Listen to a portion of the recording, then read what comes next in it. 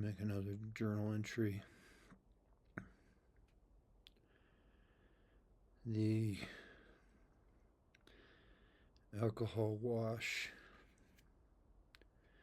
is drying out my skin. It looks completely different in person. It's really, really dry. And I am very pissed off today because O'Reilly's got a new manager. And he is a fat piece of shit. And I rarely ever hate somebody the first time I ever meet him. And this guy, I wanted to walk him outside to check something and just slap the shit out of him. He's a fat fuck. And like, he's no Fred Jelinek, who was a very kind, big fat guy, but he was a good guy and warm-hearted. This guy's the opposite. And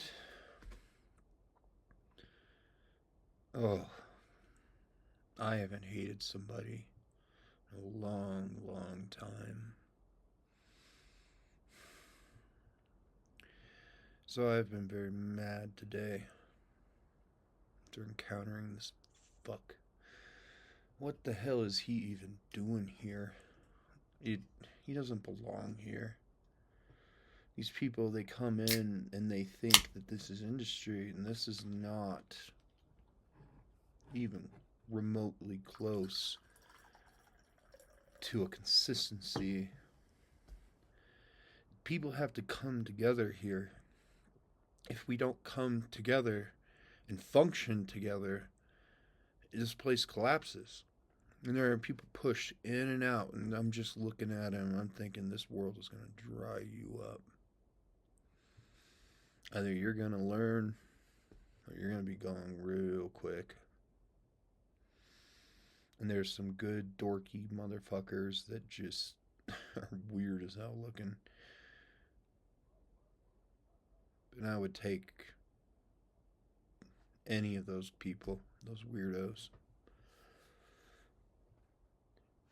and lead them anywhere I have to, compared to what this guy is trying to incriminate his employees. He just showed up out of the blue. Who knows who he is or where he's from? Don't really care. And what did it do is just, I could not escape that anger. These people, they come here and they think that it's going to be like everywhere else. This is special.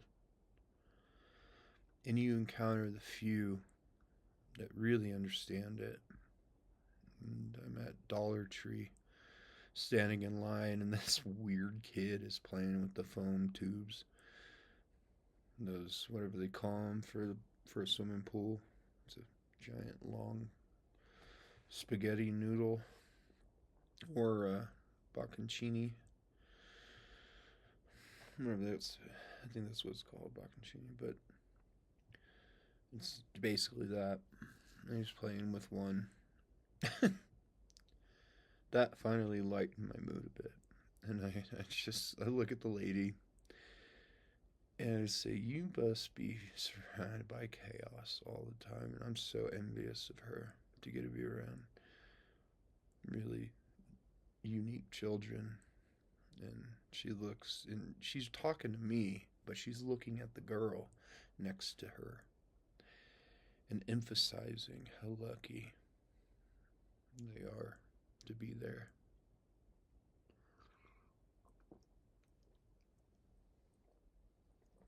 So we have to defend this.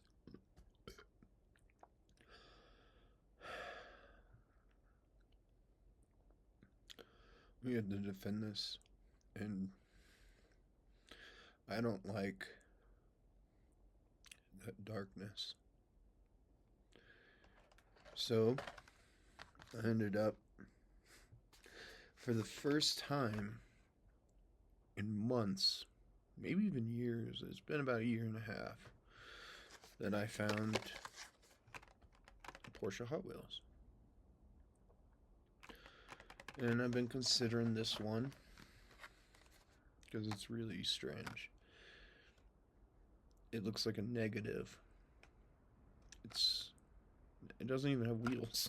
What do you use this thing for? Other than just looking at it. And I've looked at it in the store a few times, and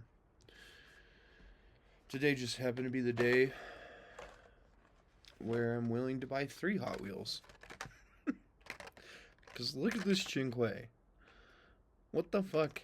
What is this stupid thing? It's so stupid.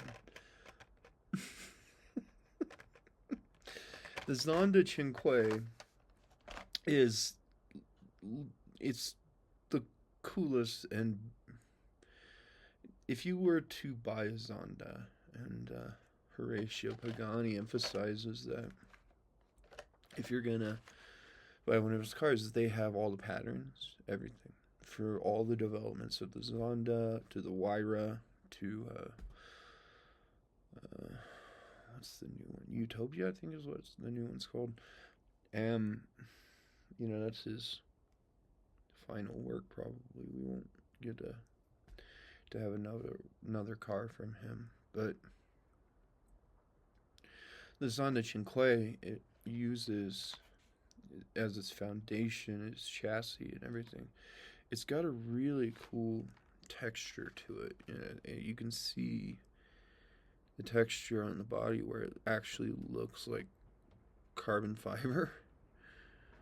And he invented Carbo Titanium, I think is what the name is. But it's just interwoven titanium threads that he developed into carbon fiber.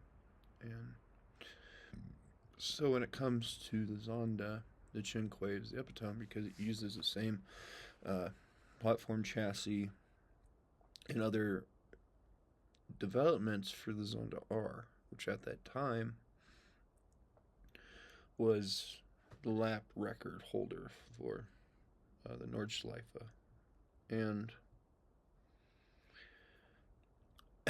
so he made it road legal, the Zonda R. This thing is absolutely ridiculous. Look at this. Look how silly it is. It is so silly. But I had to buy it. Because when I saw that, it made me feel less anger and hate. And this one I've been wanting for a while. So I finally bit the bullet and got this. I collect Porsche Hot Wheels cars because I open them and actually play with them. I don't give a shit if they accumulate in money. I want to hold the thing. I want to push it around on a table, And this is a really nice looking one. This is a 911 Turbo. And it says 911 Carrera T, which should be a turbo, but it doesn't have any side intakes. It looks just like a 992, but it has Hot Wheels on the side. That was a big seller for me. It says Hot Wheels on it, and I thought that was kind of dorky and cute. It's nice. It's not as nice as my expensive one that I bought, which has actual rubber tires. It's all metal. I think it was like $6. But this one's really nice. It's nice to get another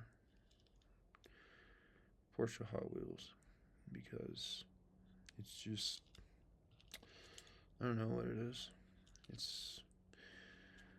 Its wheelbase does look a bit longer, so its proportions seem a bit off. So I don't think they shrunk it properly for everything. And let's open the Pagani. I don't like being hateful. I'm fucking tired of it. Tired of hating everything. And when I get angry and when I get mad, I get more quiet and calm.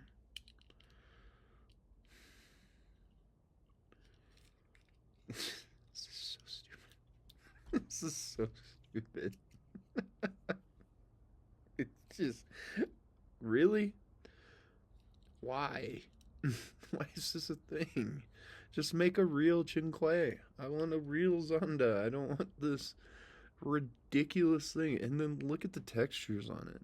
And this thing is a high-end Hot Wheels car, because to produce this, you can see, like, this is actual, you can hear it by my fingernail, this is actually formed and pressed, and that's an expensive mold to make this for a Hot Wheels car. It's rare to see them like this. That's why I bought it. So when I started seeing the things that are mimicking on the press and the mold, if you can adjust, you can see, like, it mimics carbon fiber and actually produces a very similar aesthetic to what real fiber forming is, and it's really cool. And it's just really stupid.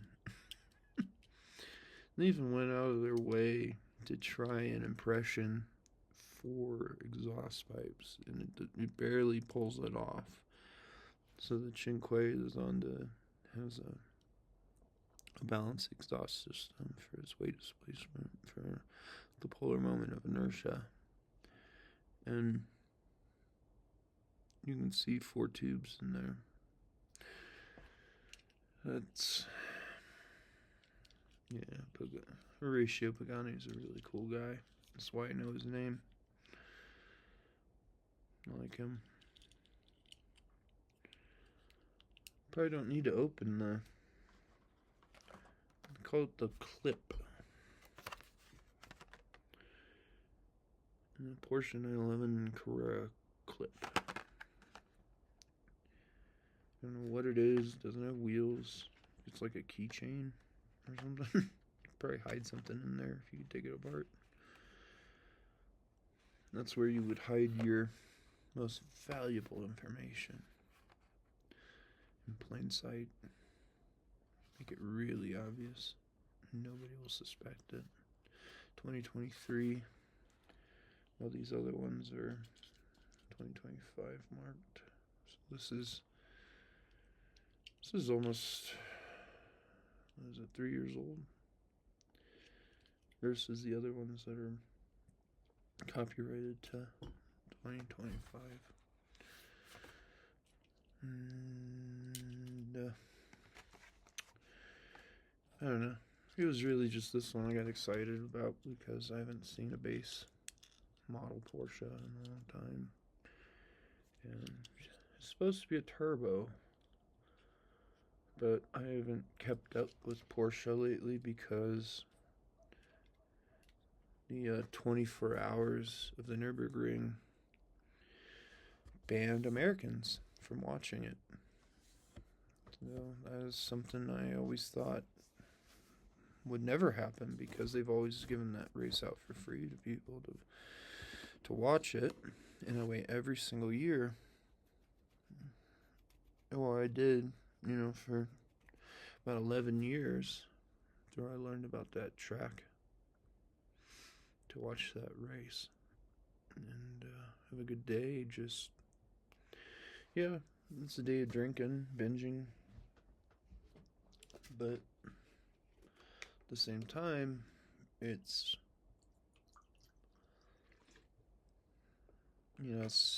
is the epitome of racing and driving, and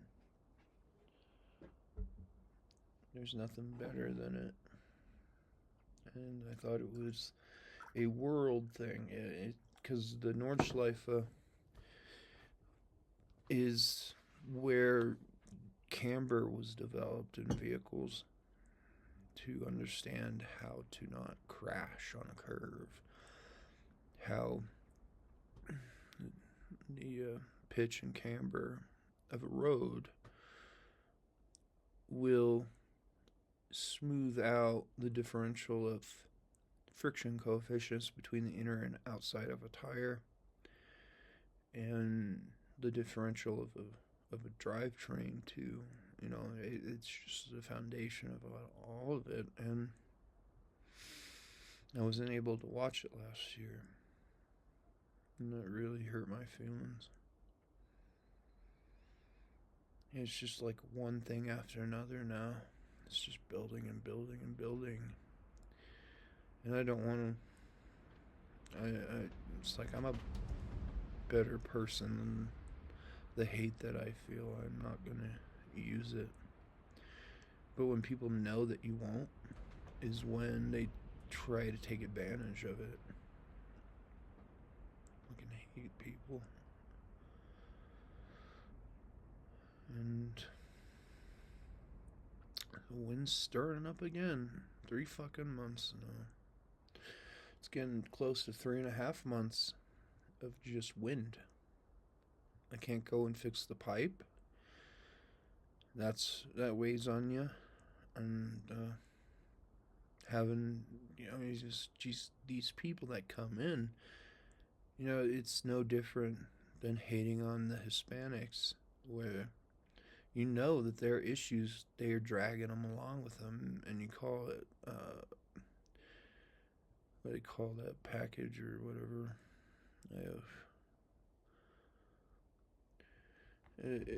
It's an emotional baggage, and they tow that with them, and they don't know how to correct their situation back home, so they're going to bring that with them. And so you get this guy that comes around, and they just don't stop showing up. You don't belong here. Fix your issues back home, then you can earn respect. And I have studied this place for so long and earned the body and ability and capability to know how to survive here, and they just show up and they ruin everything. This is a unique scenario. This isn't the fucking wasteland of Texas where you need to absolutely destroy everything around you because you're a fucking Texan. That place sucks. Why do you think you're trying to escape it? You come to some other place, and then you bring that baggage with you, and you ruin this place for everybody else. They spend their entire lives trying to make memories here, create memories for other people. It is the most selfless place on planet Earth, at least in this country I know of. And all this, they're just pushing it and pushing it and pushing it. And online you just see all these posts about Estes Park now, and it's not the same anymore. You are inviting toxic people into your environment that are going to destroy what you loved about this place. And it's really sad to see it happen. And I'm not going to let myself fall, but there are things that I can design and invent where I can end somebody just on a flip of a switch if I choose to. And I don't want that technology getting out. And nobody seems to have the quality that I have for that regard. That when you come here and you're pushing people further and further out too that have already been here for a very long time, you don't want to pick a fight with those people.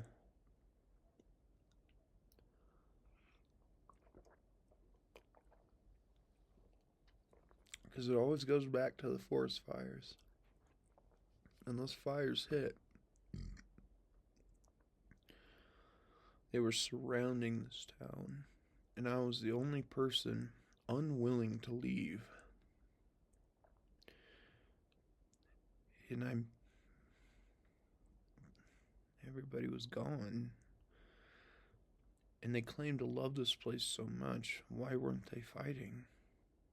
Doesn't make any sense to me. I need to get a punching bag again. I wanted to drag that guy out of O'Reilly's and just beat the shit out of him, slap him. Remind him where he is. Like, this is special. This is not business. This is the freest place where people actually do take the time to look around. When I was in Golden, I would go and study the people on the path, the Lookout Mountain, where people would just go and take a quick photo. They thought the photo mattered. They didn't think that what they were experiencing mattered. That fucking dog. I'm gonna kill that dog. No, I'm not, but I just say that as a way to release the frustrations. That fucking dog, man. I finally get to be isolated in a cabin, and I still have to listen to somebody's fucking dog barking. Why am I out here? Why? It isn't to hear your dog. It's to get away. To feel peace. I wonder if somebody hasn't died over there because there are some trucks, and I've been considering stopping and talking to them, see if everything's okay, because there's this truck that's just been sitting there for months. It's their only exit. I wonder if somebody hadn't passed there and the dog isn't coming out to bark to ask for help, because, you know, some of them are very intelligent animals, and nobody else is paying attention, possibly.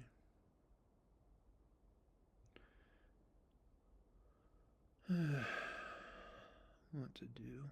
What do you do? I need to go and shoot. I'm gonna go shoot. My father's gave me this. I don't know why he wanted to get rid of it, but this is a very unique firearm. You can't even cycle the action if the cylinder isn't closed. However, it does need some spring. You can see it, if you slap it, it closes, but it fits so exceptionally well. It's a really, really good gun. When I worked on it, the timing's right when you do that. So I think there's a spring off. You can hear that second, that click. Well, it's the third click, but the second click of releasing the hammer. The locking lug is slightly off for some reason. I don't know what the hell's going on with it. If maybe that's just part of the design itself. I haven't drawn it up. So I'm going off memory of when I took this thing apart and cleaned it for him. You can hear that. There. That's how it should. There. That is that late click. So it's not aligning properly. What do you do? It is accurate though. And if you learn how to shoot it, so you have to For some reason, I literally cannot figure this one out. This height here, this base, based on the the, the alignment of the cylinder or the barrel's taper, because the old ones are thicker up here and they taper down. And this is a 1905. This blade has to be at the bottom of this groove here. And if you don't aim it precisely like that, it will not hit where you think it will.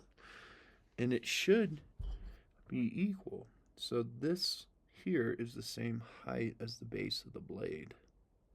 And then you have your actual blade.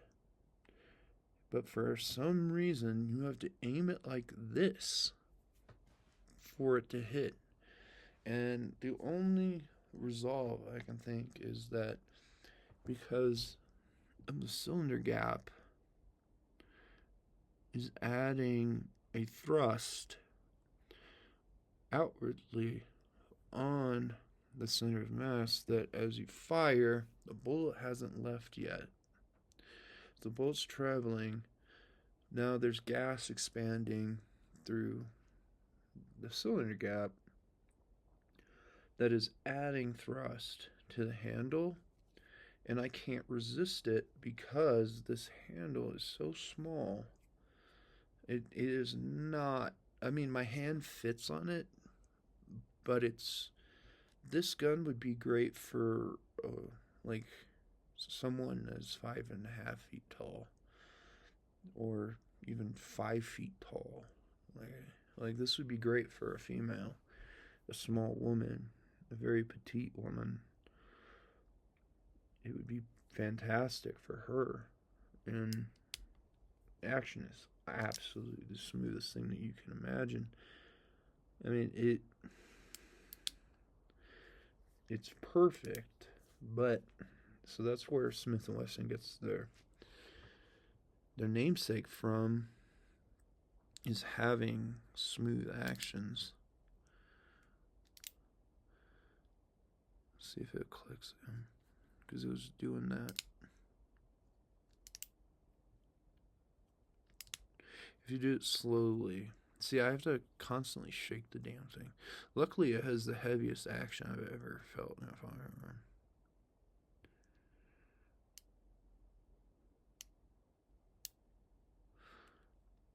I don't know what it is, but it's really cool. This is a really, really cool gun, and no, I'm not gonna get rid of it, but I don't like it either. It's, you have to aim it, but it's got these really awesome patent number, stampies here, that the roll marks here they actually dull the reflection of light, similar to like a Model 27,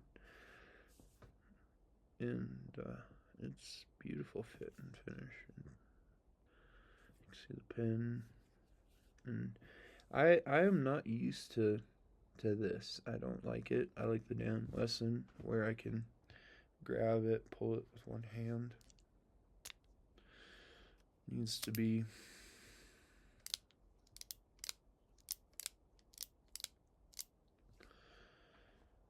to check. Well, I did 2, so you have to do 4 more to keep everything cycling together.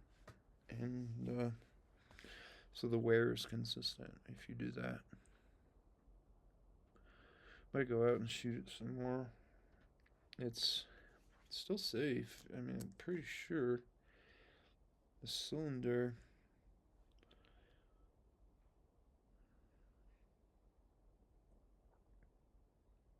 is wearing consistently, but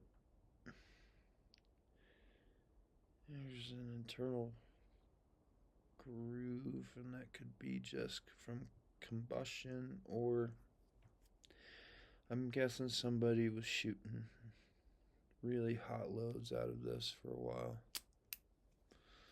And so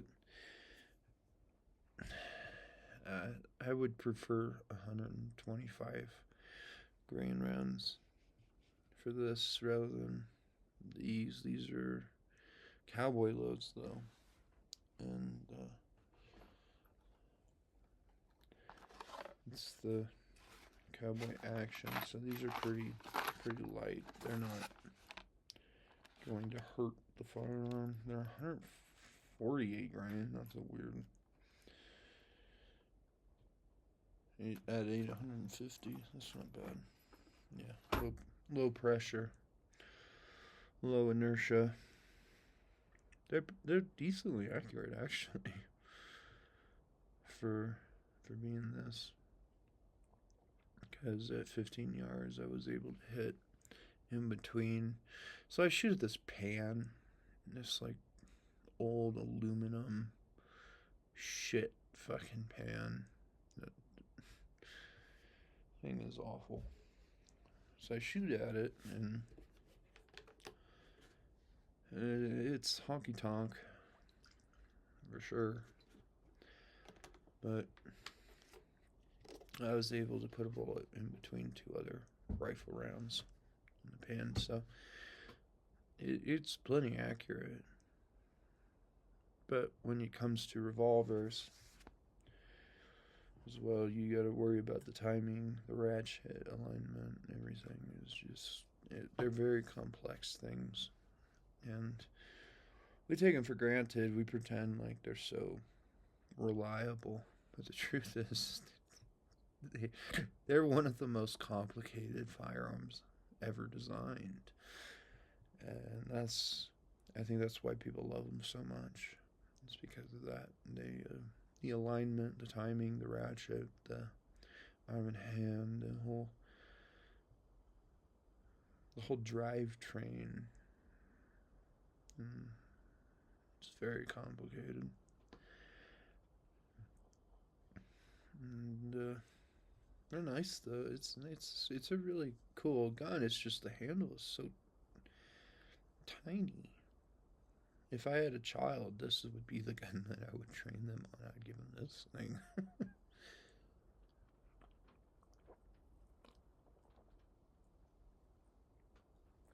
Because like a 4.5-foot child could use this. I can't. Even though my three fingers fit, this is where my second finger is. I mean, if you go by, 1, 2, 3, 4, 5, if you do it that way, like it fucks with my ergonomics. I have to pivot my finger here, and if it rotates up as you shoot it, which it's only 38 special, it's not 45 ACP, where you actually do get recoil. And this thing is just, it's a problem for me. Even if you train with it, like my hand cannot grasp the handle until you get to this point. And that's how you, like those old videos of those old detective videos, movies anyway, detective movies, where they would keep the gun like this, like on their side. And so it's easier to operate like that. But it's only when I keep it like this that I can. And so if you were to holster it and draw,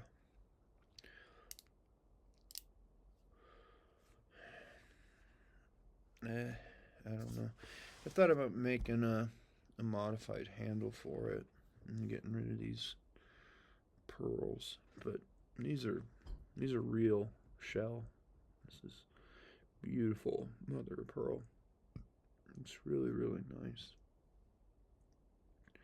And to have old mother of pearl like this is very, very rare, because the person that At least when I was at Roberto Van, we were taught that there was a patented chemical process for flattening mother of pearl, abalone, and just any shell, that because they're actually layered.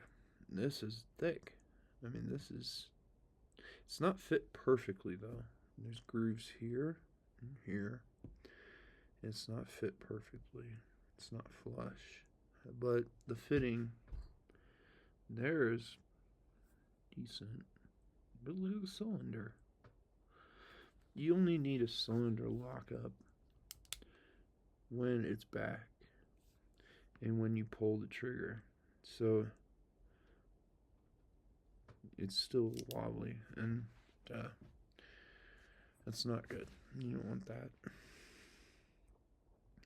But what do you do? Good. Why the fuck do you give me this? Why?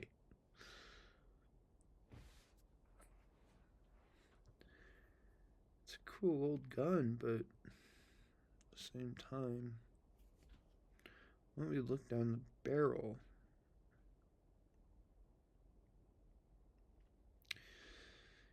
you shouldn't look down the barrel if you're an idiot, but you can check the firing pin alignment.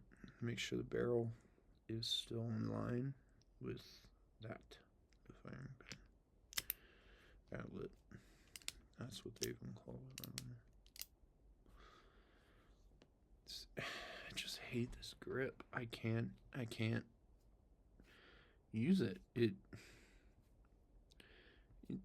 Why is my third finger higher up than my second finger? Like it. Look at it. Look. This is strange. This makes no sense. It's unbelievably uncomfortable. And because of that, how I grip it, I hit this weird, like, trigger apex. I don't know what you call it, but this little area here, all my tension goes there at the top rather than the actuation to, control the trigger pull. I can run it, but what it does is it hurts this part of my finger. It rubs down here. Not to mention that it has the thinnest fucking hammer of any goddamn gun I've ever seen in my entire life, with like a fucking 12-pound trigger. This thing is so heavy. The trigger is so heavy. I could pick up a small fucking child with my finger. I could just lift him up. That is how heavy this thing is. I have strong thumbs, so I can, and it helps when you're tossing it around like that, so that it doesn't drop, and you don't make a mistake. I can do this all day, but this is not the Smith that I would want. Why would you give me this? I don't want this. It's cool, it's old, yeah. I like the roll markings, but I would way rather have a Model 29 or... I mean, the machining is absolutely beautiful, though. If you take this thing apart, it looks like an old watch. Inside here, inside the plating, it looks like it's all handwork. It's fantastic. It's beautiful when you open it. But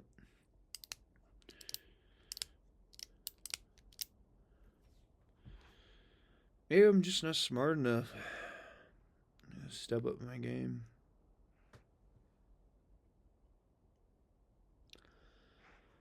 And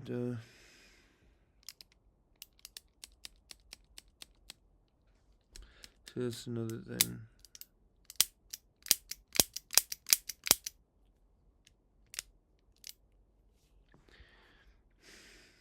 It's a cool gun, but it's a novelty, and I don't buy novelties. I need things that are functional. The cylinder release is sticking slightly again. It was really bad. He had me work on it, and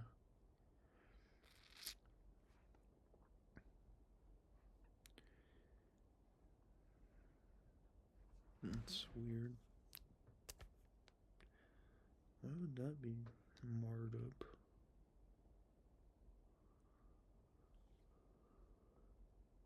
Shouldn't be.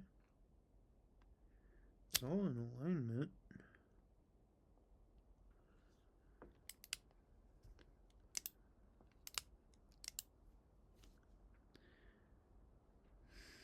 I think this is the perfect example, though, of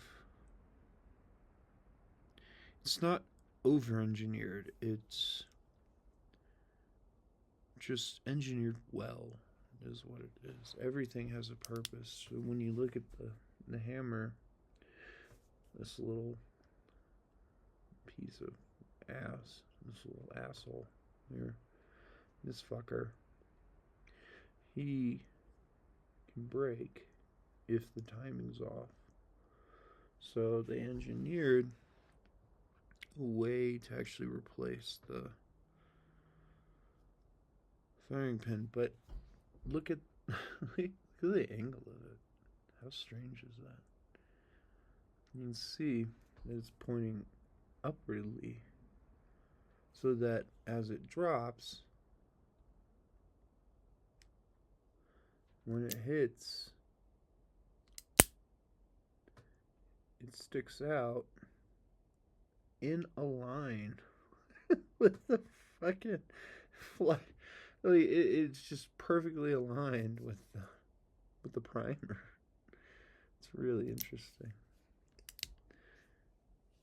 And they do weird stuff like that. That's old American engineering is just bizarre. That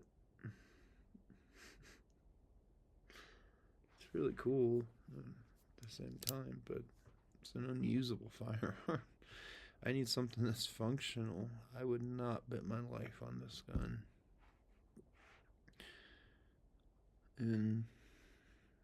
But it's worth having at the same time. I would rather have the new Anaconda in 45 long Colt. They're like $1,600. $1,600. It's so expensive. And it would take me 2 years to save up to get that revolver when I already have an An Wesson. And I have the perfect load for my 357. And I can fight anything I need to. Just one of the cylinders, I'm wondering if it's either too large or if it isn't the extractor that is grooved, because the gun store, that shithead motherfuckers, sold me a gun for $500 that should have probably only cost $10, honestly, because I had to do so much work. I've done so much work to that gun that I need to go out and shoot and just quit drinking my whiskey.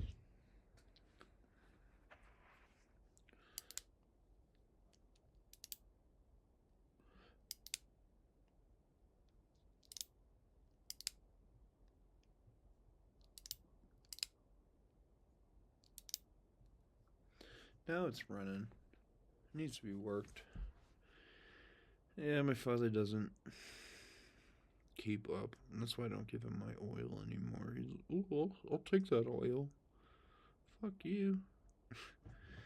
You weren't even using it. Obviously, because this gun took me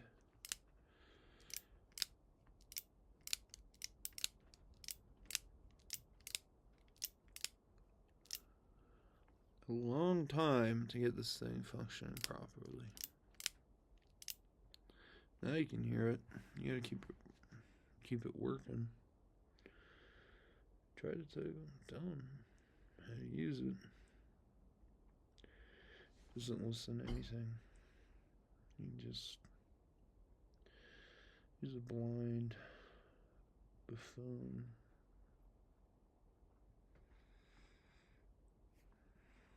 Maybe I'll just go out and shoot a bit. Maybe that'll blow off some steam.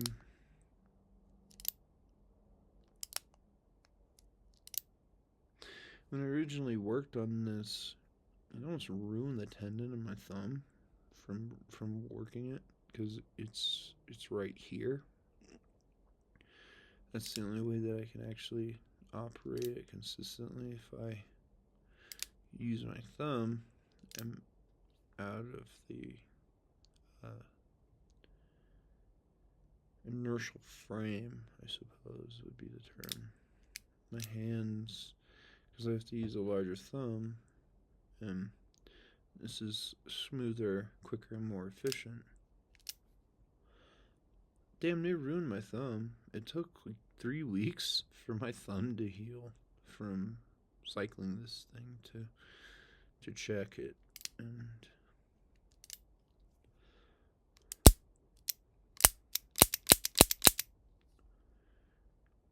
sounds good. Gotta play with your guns.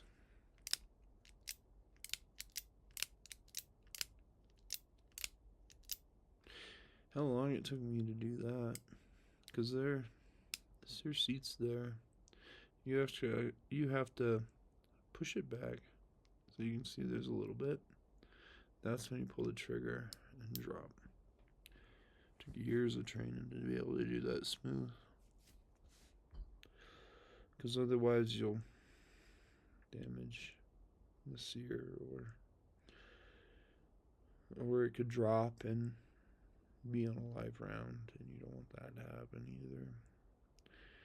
Accidental discharges are not fun to deal with. I've had 2. And no matter how much you train, you can always be an idiot.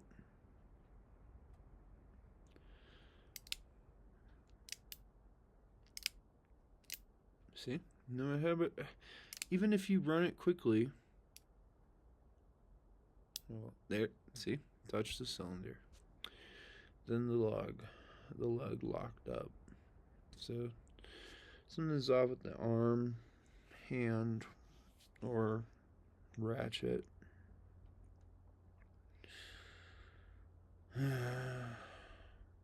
And there's a guy on YouTube that works on these, and I do not like him. I think he does shitty work, honestly, in my opinion. There's a light click.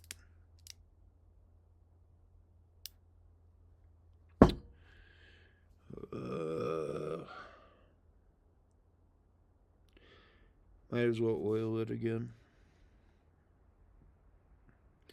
Well, it's whey oil, so it's slide oil. It's for milling machines, and it's the best damn oil that you can have for metal. However, it does wear. No, it doesn't wear the metal. It bleeds out. Especially with high tolerance parts like this gun has. I mean, these parts are so high tolerance that you can't even. It's really fascinating, the design, because it has a lockup. You can't use the gun. You can't preload.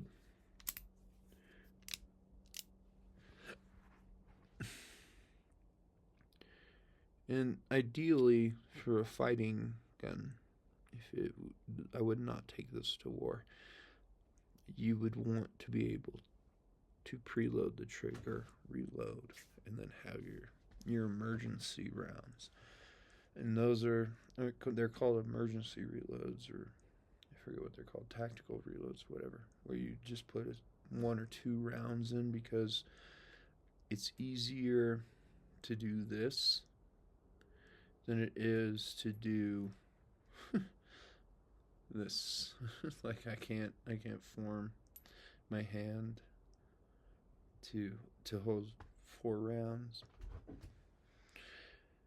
And